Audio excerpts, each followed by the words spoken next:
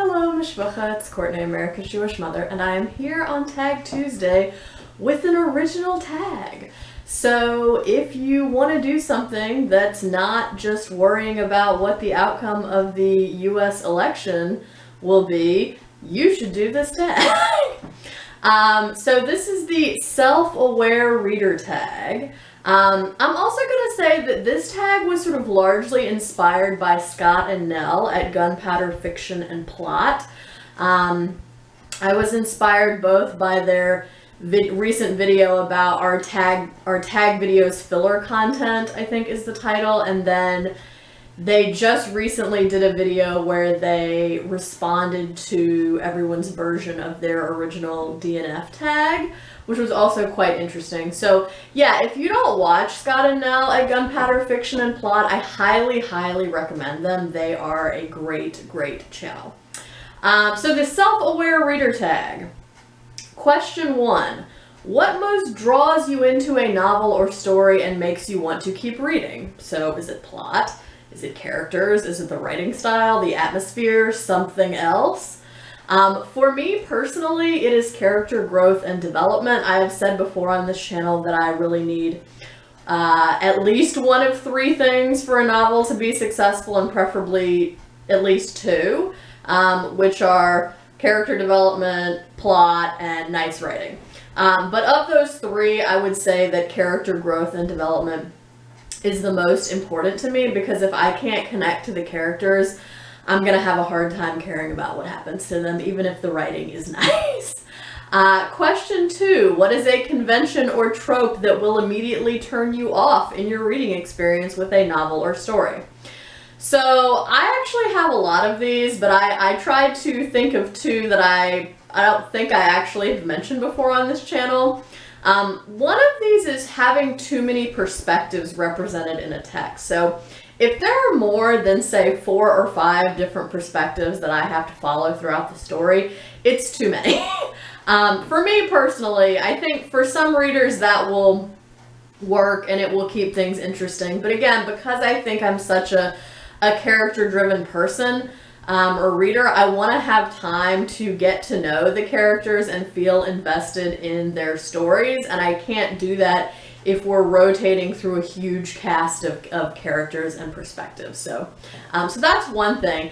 The second thing, this isn't really a convention or a trope, but if a book has too much hype, that also makes me sort of wary of reading it. One, because I think when a book has been overhyped, you go into it with certain expectations, and those expectations are probably higher than what you would go into a book expecting if it hadn't had a bunch of hype. So that's the first thing. And the second thing is, I don't know if I'm just a weird contrarian, but I'm also automatically suspicious of anything that's super popular. So again, maybe I'm just a weirdo. You can let me know down in the comments below. So those are my 2 things that will sort of turn me off or make me, a little about my reading experience with a novel or story. So questions 3 and 4 have to do with nonfiction. So question 3, what most appeals to you when reading nonfiction and makes you want to keep reading? So for me, an engaging narrative style is really important in nonfiction writing. I mean, I'm an academic and I have read plenty of dry, boring academic nonfiction texts about a subject, but they're not fun to read. So I really value an engaging narrative style in any sort of nonfiction I pick up. And in fact, one that I finished recently and wrapped up in my October reading wrap-up and rankings video was Sway, and I thought that had quite a good engaging narrative style for a piece of nonfiction that was written and intended for a general audience, and I quite like that. Question 4, what is a convention or trope in nonfiction that will turn you off in your reading experience? So I have complained about this before. So lack of objectivity will definitely irk me in reading nonfiction, especially, if it's a biography or something of that nature. It's not it's not like a complete deal breaker or anything, but it definitely does get on my nerves. And then another thing that gets on my nerves is nonfiction books that point out a problem, but they don't offer any kind of solution to go along with the problem. That's also really big pet peeve for me in nonfiction. Question 5. Okay, and this one is actually directly inspired by something Scott said in their Gunpowder Fiction and Plot's response to the DNF tag video.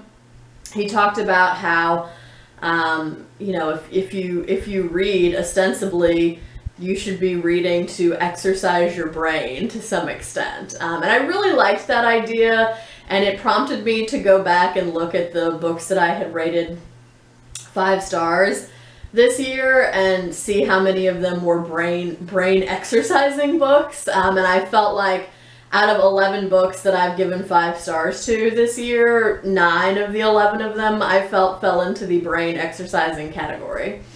So question 5 is, would you say you read more for pleasure and enjoyment or more to learn and exercise your brain?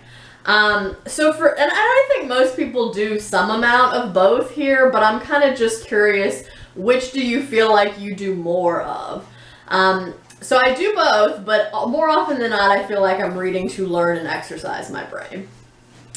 Question 6, which type of books are you likely to rate more highly and enjoy more overall? Brain candy books, that is, books that you're just reading for pleasure and enjoyment, or brain protein books, that is, the books you're reading to learn and exercise your brain. So I think for me, what I'm calling brain candy books can be more enjoyable sometimes in the moment, but brain protein books have more staying power, and I'm more likely to rate them highly and think well of them months or even years after the fact of initially reading them. So definitely I think brain protein books have more staying power. Question 7, do you have a sense early on of whether or not the book you're reading will be a 5-star read, or if you don't star rate the books, a book that you're really going to love? And has a book ever surprised you in this regard? I think for me, not really. Like, I don't usually have a sense early on if this is definitely going to be a 5-star read. I do try to keep an open mind about the star rating until I get closer to the end of the book, because I have occasionally been surprised, like with Louise Erdrich's Tracks, which I kind of started out reading that being like, I'm not exactly sure where this is going, and then toward the end everything started coming together, and then I just really got into it and loved it. And also Kazuo Ishiguro's The Remains of the Day.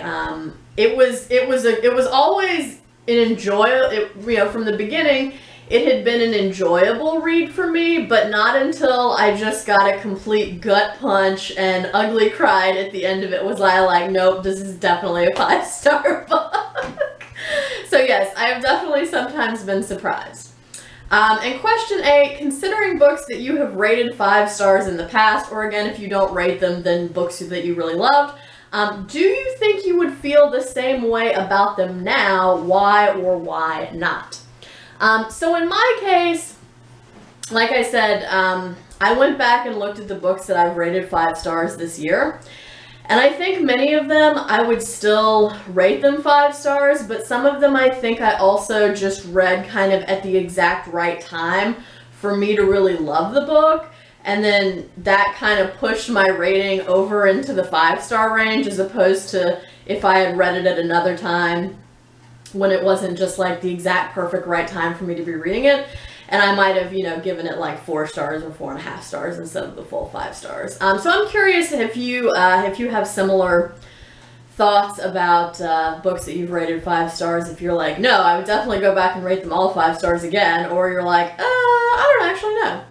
And then question 9 is just to tag people. So because I'm interested in hearing as many people's answers to these questions as possible, I'm going to tag a bunch of people. And even if I don't tag you, if you're interested in doing this, please do it, and then come back and tell me that you did it so I can go watch your version of this video. So I'm certainly tagging Scott and Nell at Gunpowder Fiction and Plot, because again, they totally inspired parts of this tag. I'm also going to tag Kim at Middle of the Book March. I'm going to tag Paula at Draw Your Book. I'm going to tag Brian at Bookish.